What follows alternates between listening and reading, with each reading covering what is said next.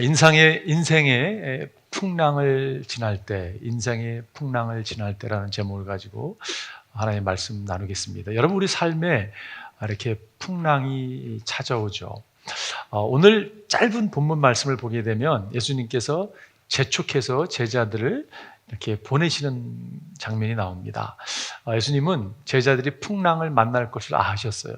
지금 풍랑으로 나아가는 제자들의 모습을 본문은 표현하고 있습니다. 또한 풍랑을 만난 제자들의 모습을 또한 짧은 본문은 소개하고 있습니다. 또한 예수님이 찾아가셔서 그들을 육지로 이렇게 인도하는 풍랑이 끝나는 이야기가 또한 본문에 소개되고 있습니다. 여러분, 우리 인생은 그렇죠. 풍랑을 향해 나아가든지 풍랑을 지금 지나고 있든지 풍랑을 막 끝났든지 그것이 우리의 인생이고 이것이 계속적으로 반복되는 것을 우리가 알고 있습니다. 특별히 믿음을 가진 사람들에게는 이 풍랑이 좀 더 이렇게 자주 찾아오지 않는가라는 생각을 하게 하는 그러한 것이 우리의 인생이라고 생각이 듭니다. 오늘 본문이 이렇게 시작하죠. 날이 저물었을 때에, 이 날은 어떤 날이었습니까? 여러분, 오병이어 사건을 이 요한복음 6장 16절 전에 보면 오병이어 사건이 있잖아요, 그죠? 지금 예수님께서 장정만 5,000명을 먹이셨잖아요, 그죠? 보리떡 5개와 물고기 2마리로 장정만 5,000명, 아이들과 여인까지 합치면 한 2만 명 정도를 먹였다고 예측합니다. 여러분, 이 기적을 경험하고 나서 사람들이 예수를 왕으로 세우고자 했습니다. 왕으로 세우고자 이렇게 막 사람들이 의견을 모았습니다. 그것을 보시고 예수님께서는 지금 사람들을 이렇게 흩어져 보냈습니다. 더 흩어져 보내고 지금 제자들을 갖다가 또한 배를 타고 보내는 장면을 볼 수가 있죠. 여러분, 예수님이 오신 목적이 왕이 되고자 오신 게 아니잖아요, 그죠? 그분은 벌써 왕이신데, 왕 중에 왕이신데 왕이 되고자 오신 분이 아니고 그분은 십자가를 지시기 위해서 오셨습니다. 인류의 구원을 제공해 주기 위해서 오셨기 때문에 예수님께서 사람들을 흩어 보냈습니다. 그리고 예수님은 제자들까지 배를 태워 보내는 걸 알 수 있어요. 그 같은 날이었습니다. 날이 저물었을 때 예수께서 제자들을 바다로 내려가서 배를 타고 바다 건너편 가버나움으로 갔다. 이미 어두워졌는데 예수께서는 아직 그들이 있는 곳에 오지 않았다. 예수님은 어디 가셨습니까? 여러분, 동일한 사건을 기록하는 마태와 마가복음에 보게 되면 예수님께서 산으로 기도하러 올라가셨다고 기록하고 있어요. 그들과 헤어지신 뒤에 예수께서는 기도하시러 산에 올라가셨다. 예수님은 산에 올라가서 무슨 기도를 하셨을까요? 예측하건대 제자들을 위해서 기도하셨을 것입니다. 제자들이 정말 믿음으로 잘 세워지기를 기도하셨을 거예요. 여러분, 기도하면 그 사람이 마음이 있습니다. 여러분 경험하셨죠? 누군가를 위해서 기도하는데 그 사람을 지금 내가 눈으로 보고 있지는 않지만 그 사람이 늘 마음에 있어요. 그 사람을 사랑하게 되고 그 사람을 마음에 품고 있습니다. 예수님은 제자들을 위해서 기도했습니다. 지금 풍랑을 경험하고 있는 제자들 그 순간에도 예수님은 그들을 기억하시고 그들을 위해서 기도했다는 것을 알 수가 있어요. 오늘 본문이 이어지죠. 그런데 큰 바람이 불고 물결이 사나워졌다. 어두웠습니다. 바람이 불었습니다. 물결이 사나워진 가운데 지금 제자들이 있는 것을 볼 수가 있어요. 여러분, 지금 갈릴리 호수, 갈릴리 바다라고 표현도 하고 Sea of Galilee 이렇게 바다라고 표현하는데 여러분, 지금 그 헬몬 산에서 내려오는 찬 공기와 지금 이 갈릴리 호수가 만드는 공기와 합쳐지잖아요. 그러면요, 광풍이 일어나는 것이 지역상 특징입니다. 그들이 지금 큰 바람이 불고 물결이 사나워진 상황 가운데 처해졌습니다. 우리 인생도 이런 풍랑을 만날 때가 있어요, 그죠? 여러분, 풍랑이 특징이 있다고 생각이 듭니다. 어떤 특징이 있냐면요, 어느 날 갑자기 찾아오는 게 인생의 풍랑이에요. 전혀 기대하지 않았습니다. 배를 타고 그냥 노젓고 가면 좋을 줄 알았는데 갑자기 바람이 몰아치고 인생의 풍랑을 만나는 것이 인생이에요. 그리고 이 풍랑을 경험하게 되면요, 좌절감이 보통이 아니죠. 너를 계속 짚고 나가고자 하는데 지금 getting nowhere. 그게 여러분 대충 보면요, 오늘 본문의 19절에 보면 10열이라고 표현하고 영어 성경은 3 and a half mile이라고 표현하고 있는데 여러분 지금 날이 저물어서 배를 탔어요.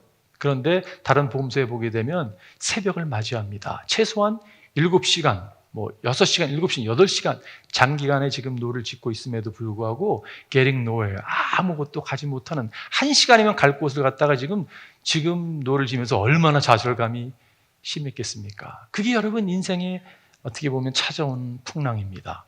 우리를 좌절시켜요. 근데 여러분 절대 놓치지 않아야 될 사실이 하나 있습니다. 그게 뭐냐면요, 그 인생의 풍랑에 하나님이 개입하신다는 사실이에요. 여러분 오늘 본문을 보게 되면 예수님께서 재촉하셔서 그들을 지금 보내신 걸 알 수가 있어요. 그죠? 오늘 마가복음 이렇게 표현하죠. 예수께서는 곧 제자들을 재촉하여 배를 태워 자기보다 먼저 건너편 벳사다로 가게 하시고 그동안에 무리를 헤쳐 보내셨다. 주님이 제자들이 지금 가버나움 가는 길에 풍랑을 만날 것을 모르셨을까요? 당연히 하셨죠. 여러분, 예수님이 하셨습니다. 근데 왜 예수님이 이렇게 그들을 보냈을까요? 골탕 먹이려고 보냈을까요? 아닙니다. 명확한 의도가 있었던 것을 알 수가 있어요.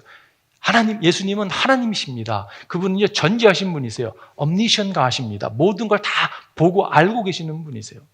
근데 그분이 지금 보냈습니다. 여러분, 우리의 삶에 겪고 있는 인생의 풍랑들, 주님이 의도하신다고요? 네. 때로는 이 말이 쉽게 다가오지 않을 수가 있습니다. 왜냐하면 너무 인생의 풍랑이 어렵기 때문에, 아니 무슨 의도가 있길래 저를 이 가운데 이렇게 밀어넣어서 인생의 풍랑을 겪게 하십니까? 라고 하나님께 따질 수 있는 것이 우리의 모습일지 모르겠어요. 여러분 어떠한 인생의 풍랑을 맞이하셨습니까? 건강의 풍랑을 맞이하는 분이 있죠. 갑자기 어느 날 그냥 암이라고 하는 풍랑을 경험하는 분들도 계십니다. 실직이라고 하는 풍랑을 경험하는 분들도 있죠. 요즘에 인플레이션 때문에, 리세션 때문에 경제 침체라고 하는 풍랑을 경험하는 분도 있을지 모르겠어요. 자녀의 문제로 인하여 정말 이게 언제 여기서 헤어나나 할 정도의 자녀의 풍랑을 경험하는 분도 계시고, 부부 관계에 있어서 결혼 생활의 풍랑을 경험하는 분들도 계십니다. 하나님의 의도가 있다고요? 네, 여러분 하나님의 의도가 있다는 걸 여러분과 제가 절대 놓치지 않기를 바라요. 오늘 말씀을 나누면서 우리가 인생의 풍랑을 지나면서 기억해야 될 사실들, 특별히 하나님의 의도를 여러분과 제가 놓치지 않게 되기를 바랍니다. 첫 번째 포인트는요, 예수님은 우리를 보시고 계십니다. 인생의 풍랑을 우리가 지나고 있을 때 예수님은 우리를 보시고 계세요. 여러분, 예수님께서 산에 오르셔서 기도하셨습니다. 그들을 품고 기도하셨어요. 그들이 처해진 상황을 아셨습니다. 예수님은 그들을 보고 계셨어요. 마가복음은 이렇게 표현하고 있죠. 그런데 예수께서는 그들이 노를 젓느라고 몹시 애쓰는 것을 보셨다. 바람이 거슬러서 불어왔기 때문이다. 이른 새벽에 예수께서 바다 위에 걸어서 그들에게 가시다가 그들을 지나쳐 가려고 하셨다. 여러분 여기서 보면 어떻게 해요? 몹시 애쓰는 것을 보셨다. 주님께서 여러분과 제 애쓰는 것을 여러분 보고 계십니다. 정말 하나님, 제가 어려움을 겪고 있는 걸 정말 관심 갖고 계세요? 보고는 계세요? 라고 질문할 때가 있죠. 예수님이 보고 계세요. 여러분, 우리 교회가 우리 이유진 집사를 위해서 오랫동안 기도하고 있습니다. 6개월 전에 집사님이 쓰러지셨어요. 그래서 병원에 이렇게 들어가셨는데, 그때 병원에 갔을 때, ER에 갔을 때, 아무 의식이 없는 그런 모습으로 누워 계셨습니다. 그리고 지난주 화요일 날 정말 6개월 만에 집사님을 뵐 수가 있었어요. 그 전에 보고 싶었는데 잘 안 되더라고요. 근데 하여간에 지난주에 화요일 날 뵀습니다. 기분에요. 무슨 옛날에 이산가족 상봉하는 느낌 있죠? 사실 그런 느낌이었어요. 예. 눈을 뜨고 계신 모습, 인지하시는 모습, 그런 커뮤니케이션 할 수 있는 그 모습이 얼마나 감사했는지 모르겠습니다. 제가 화요일 아침에 이 본문의 말씀을 준비하고 있었습니다. 그리고 이유진 집사님을 오후에 찾아뵙게 됐는데, 제가 아마 그날 이 말씀을 준비해서 그런지 몰라도 제가 가서 말씀을 잠깐 나누면서 예수님이 집사님을 이렇게 보고 계셨다는 말씀을 나눴어요. 제가 대화를 하면서 예수님에 대한 이야기를 할 때마다 이유진 집사님의 눈시울이 붉어지는 것을 보았습니다. 여러분, 이렇게 예수님의 이야기가 나오면 눈시울이 붉어지는 거예요. 제가 돌아와서 확신이 제 마음에 찾아왔습니다. 어떤 확신이냐면요, 예수님이 이유진 집사를 붙들고 있다는 확신이에요. 사람이 어려움을 겪게 되면, 인생의 풍랑을 맞이하게 되면요, 상황을 원망할 수도 있습니다. 왜 하나님 저한테 이러시는 거예요? 이렇게 할 수도 있잖아요, 그죠? 근데 그런 기색이 하나도 보이지 않습니다. 그 이유는 예수님이 이 귀한 딸을 붙들고 있기 때문에 그런 거예요. 여러분, 폭풍 구름 몰아치고 하늘 덮어도 주 나를 놓지 않네. 그분이 붙들고 있기 때문에 우리가 여러분 주를 의지하게 되는 것입니다. 하나님의 신앙인 이런 모습이야. 이거를 명확히 알고 있는 것이에요. 저는 이유진 집사님을 6개월 전에 보고 지난주에 뵀습니다. 기도 가운데 그분을 떠오르고 기도는 했지만, 그렇게 봤지만 여러분, 예수님은요, 한순간도 자신의 딸에서 눈을 뗀 적이 없으신 분이세요. 늘 보고 계셨습니다. 늘 기도하셨던 것을 여러분과 제가 놓치지 않기를 바라요. 여러분, 기도해 주십시오. 제가 지난주 2주 전에 새벽에 나와서 기도하는데요, 제 마음에 무슨 생각이 들었냐면, 어떤 그림 같은 게 참 이렇게 보였어요. 이혜진 집사가 우리 각고동 집사님과 또 사랑하는 딸과 함께, 지유와 함께 이렇게 예배드리는, 이 본당에서 예배드리는 모습이 이렇게 제 이미지로 다가왔어요. 제가 지난주 예배 끝나고 각고동 집사님 그랬습니다. 내가 믿음으로 선포하겠노라고, 그런 마음이 있어서 우리가 아멘 하면서 같이 기도했습니다. 여러분, 기도해 주십시오. 제자들이 예수님을 볼 수가 없었습니다. 그런데 예수님은 제자들을 보고 계셨잖아요, 그죠? 이것이 얼마나 격려가 되는지 모르겠어요. 여러분과 제가 어둠을 지날 때, 어둠의 정말 인생의 풍랑을 만났을 때 주님이 우리를 보고 계세요. 하나님, 당신 정말 계세요? 살아는 계세요? 저를 케어는 하세요라고 부르질지 모르지만, 여러분 절대 놓지 마십시오. 하나님은 여러분과 저를 보시고 계세요. 케어하시는, 권고하시는 분이십니다. 세계 인구가 80억이 되었다고 하죠. 아니, 그 많은 인구 가운데 나를 생각하신다고요? 나를 케어하신다고, 나를 보고 계신다고요? 네, 그렇습니다. 여러분과 저를 생각하시고 여러분과 저를 보고 계시는 분이세요. 시편 8편에 보면 사람이 무엇이간데, 그 찬양 있잖아요, 그죠? 사람이 무엇이간데 주께서 저를 생각하시며, 인자가 무엇이간데 그가 나를 권고하시나이까. 여호와 나의 주여. 여러분, 그런 신앙의 고백이 여러분과 제 고백이 되기를 바라요. 시편에 보니까 나의 형질이 갖추어지기도 전부터 주님께서는 나를 보고 계셨으며, 여러분과 저를 알고 보고 계시는 분이, 나에게 정해진 날들이 아직 시작되기도 전에 이미 주님의 책에 다 기록되었습니다. 하나님, 주님의 생각이 어찌 그리도 심오한지요, 그 수가 어찌 그렇게도 많은지요. 이 시편 기자의 고백이 여러분과 저의 고백이 되기를 바라요. 우리가 영적인 풍랑을 지날 때 또한 기억해야 할 두 번째 사실은요, 예수님이 우리를 직접 찾아오시는 분이세요. 친히 찾아오시는 분이십니다. 지금 제자들이 풍랑을 만났습니다. 예수님이 그들을 찾아가는 장면을 오늘 본문은 소개하고 있죠. 제자들이 배를 저어서 10여리쯤 갔을 때였다. 그들은 예수께서 바다 위에 걸어서 배에 가까이 오시는 것을 보고 무서워했다. 여러분, 근데 참 재밌습니다. 지금 장시간에 7, 8시간에 지금 막 노래를 지으면서 어려움을 겪고 있는데, 그들이 무서웠을 건데 성경은요, 그 풍랑으로 무서웠다고 기록되지 않아요. 그런데 언제 무서워하냐면 가까이 오시는 거 보고 무서워했다고 얘기하고 있어요. 좀 이상하지 않습니까, 여러분? 저 같으면요, 안도의심을 내실 것 같아요. 와, 파이널리 주님 나타나셨군요. 와, 이제는 안심이다. 그런데 제자들은 예수님을 보고서 무서워했습니다. 왜 무서워했을까요? 여러분, 예수님의 신성 때문에 그렇습니다. 예수님의 거룩함 때문에 그래요. 우리는요, 거룩하지 않잖아요. 인간들은요, 그 인간의 자연스러운 반응이죠. 거룩하신 신성 앞에, 하나님의 임재 앞에, 초자연적인 임재 앞에 딱 서니까 너무 두려운 거예요. 그래서 terrified 된 거예요. 무서웠던 겁니다. 두려웠던 겁니다. 여러분, 하나님이 우리 가운데 찾아오시면 두렵습니다. 근데 풍랑 가운데 하나님을 찾아와 주시는 분이시거든요. 그리고 우리로 하여금 하나님의 신성을 발견하기 위함인 것을 우리가 깨닫게 되죠. 주님이 찾아오서 뭐라고 이렇게 말씀하세요. 예수께서 그렇게 말씀했다. 나다. 두려워하지 말아라. 나다. It is I. 이 표현이 I am, 에고 에미라는 표현입니다. 헬라어로. 에고 에미. 여러분, 이 표현은요, 출애굽기에 보면 모세가 하나님을 만나는 장면 나오잖아요. 지금 떨기나무에 불이 붙었습니다. 하나님께서 모세에게 샌들을 신발을 벗으라고, 네가 서 있는 곳은 거룩한 곳이라고.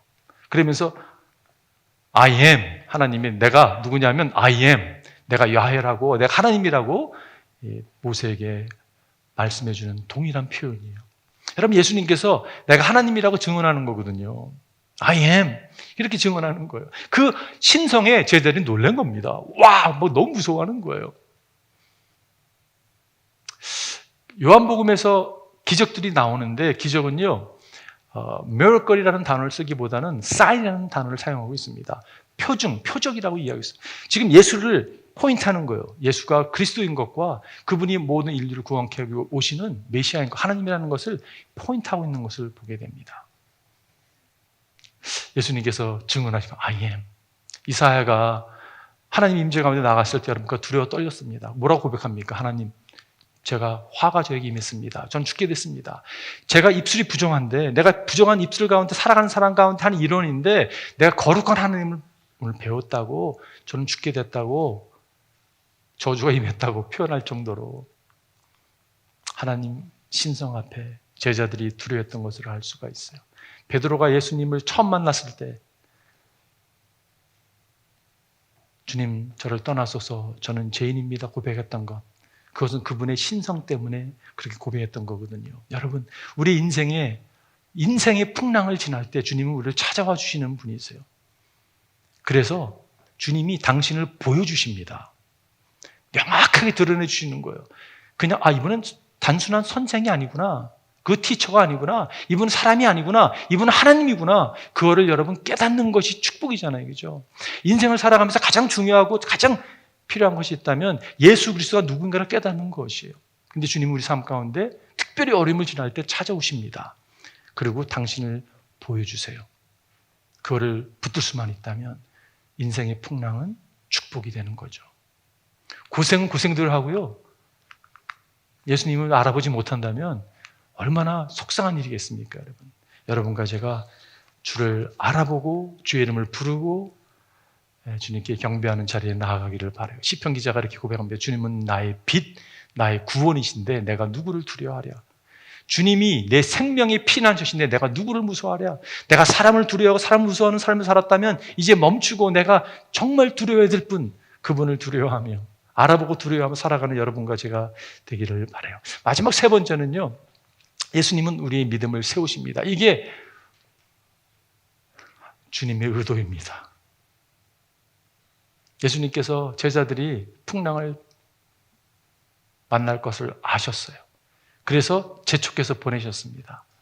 왜 보내셨습니까? 골탕 먹이기 위해서요? 아니에요. 그들의 믿음을 세우기 위해서 주님께서 보내신 것을 알 수가 있습니다. 여러분 상상해 보세요. 지금 제자들이요, 오병이의 기적을 경험했습니다. 그리고 배를 탔을 때 서로 얘기했을 거 아니에요. 오늘 그 기적은 기가 막힌 기적이 아니었냐고. 우리가 뭐 기적을 많이 경험하긴 했지만 가나온 잔치 기적이 대단하잖아요. 근데 오병이요, 그 많은 사람들이 주님께서 탁 보리떡 5개와 물고기 2마리를 나눠주라고 했는데 나눠주는데 내 손에서 이게 끊이지 않게 지금 계속 멀티플라이 되고 막 서로 흥분해서 그래서 사람들 얘기 들어봤냐고. 왕으로 예수님을 세운다고 하는데 올 게 왔다고, 우리가 기대했던 게 왔다고, 이제 주님 따르기 너무 잘했다고 이런 얘기했을 것 같아요. 우리가 예수님이 왕이 되시면 나는 어떤 자리를 차지해야 할 것인가, 이런 꿈에 부풀어 있는 그 모습. 주님의 의도가 명확했습니다. 영적인 불순물, 영적인 허황된 생각, 거품을 빼기 위해서요, 주님께서 허락한 것을 볼 수가 있어요. 때로는 제가 말씀을 준비하면서도 그런 생각이 들었습니다. 주님의 의도 알겠는데 너무 아파요. 너무 아픈 것을 봅니다, 주님. 알겠는데요, 너무 아파요. 그러면서 주님이 제 마음에 주셨던 생각이 무슨 생각이냐면, 야, 이것이 얼마나 중요한데. 모든 걸 다 잃어도 이거를 붙들 수 있는 성공한 사람이거든.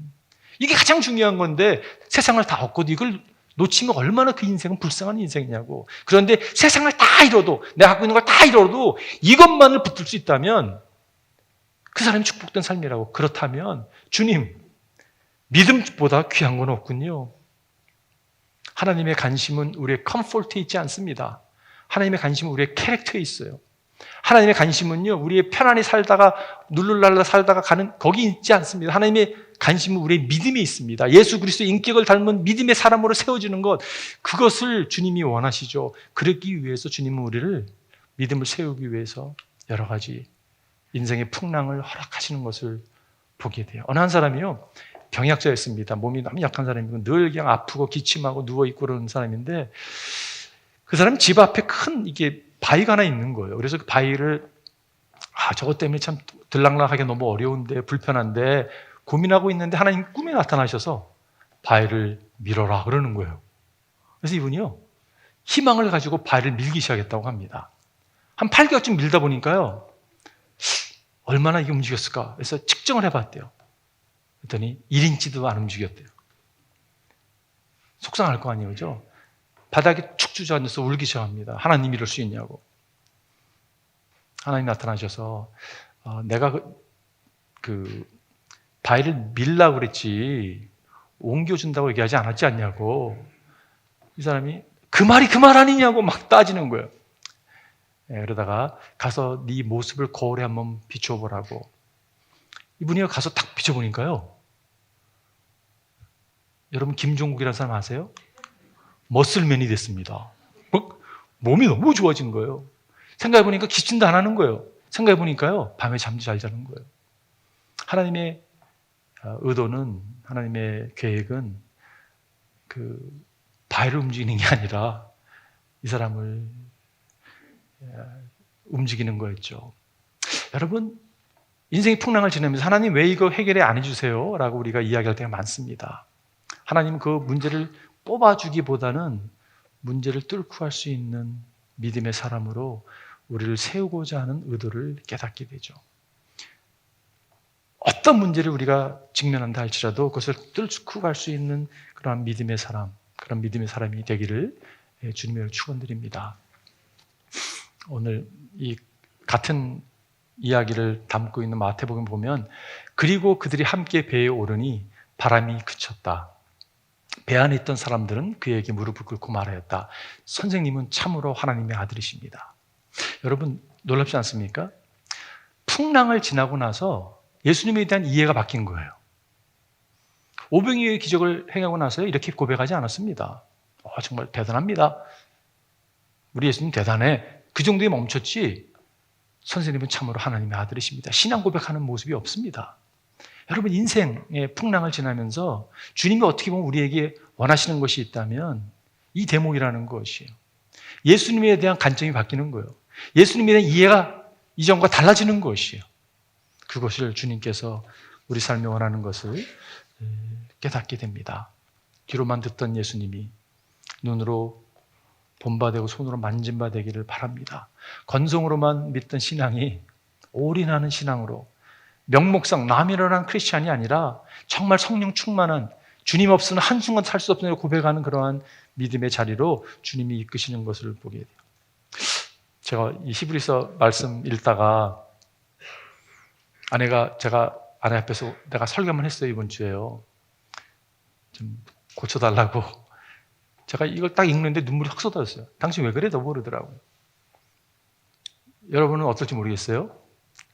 모든 자녀가 받은 징계를 여러분이 받지 않는다고 하면 여러분은 사생아이지 참 자녀가 아닙니다. 눈물 나지 않아요, 여러분?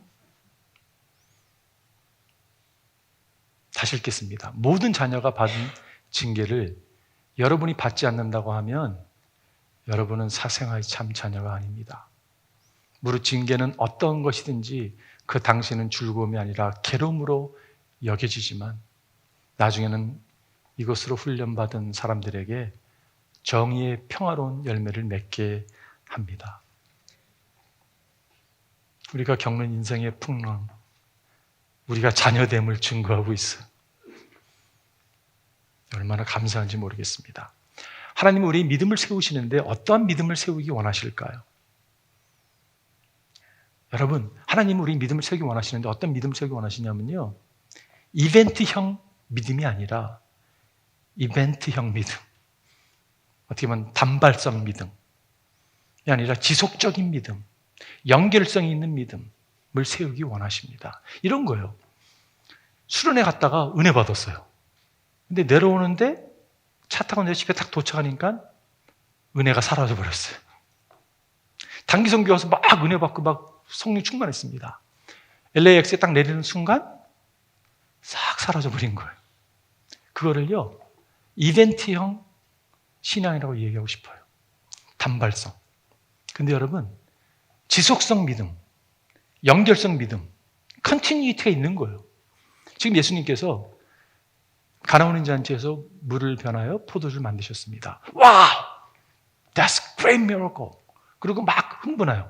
그런데 그것이 그 다음으로 이어지지 않는 거예요. 삶에 아무런 변화를 가져다 주지 않는 것입니다. 왕의 신하의 아들이 지금 예수님 말씀으로 고침을 받았습니다. 와우! 그러나 와우에서 끝나는 거예요. 베데스다에 38년 동안 누워있던 여인이요, 예수님이 그분 사람 죽은 사람이 다름없는 사람인데 고쳐주셨거든요. 와, 세상에 이런 일이 있을 수가 있어? 그렇지만 나의 삶과는 아무 연결성이 없는, 지속성이 없는 신앙으로 머문다면 그런 믿음이 여러분 단발성 믿음이 되는 거죠. 오병이의 사건 얼마나 위대합니까? 여러분, 어느 성경학자가 이렇게 표현하고 있습니다. 오병이의 사건을 끝나고는 12강주에 나머지 음식이 남았잖아요. 그걸 가지고 탔다는 거예요. 네. 근데 제자들은 단발성 믿음의 소유자였기 때문에 그걸 보지 못했다는 거예요.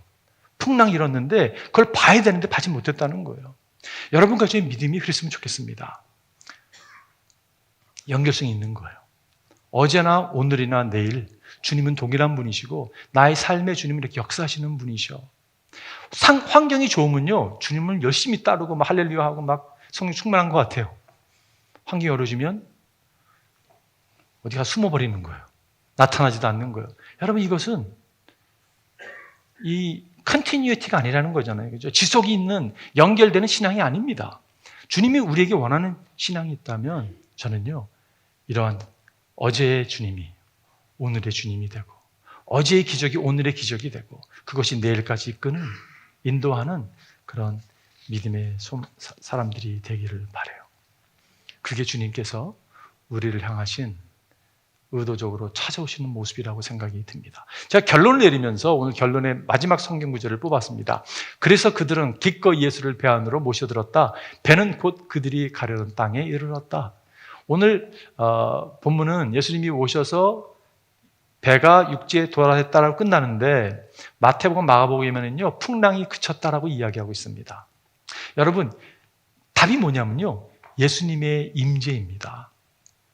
예수님의 임재예요. 예수님이 내 삶 가운데 찾아오시면 그것이 이렇게 해결되는 거거든요. 예수님이 답이잖아요. 그죠? 근데 그렇다면 예수님의 임재를 어떻게 우리가 매 순간순간 그거를 경험하고 살 수 있을까요? 여러분, 매 순간 예수님의 임재를 경험하고 사세요? 그렇지 않다면 방법이 있습니다. 갈보리 십자가에서 십자가를 지신 예수님을 바라보는 것이에요. 여러분, 예수님을 바라볼 때 예수님이 어떠한 모습으로 십자가를 지고 계십니까?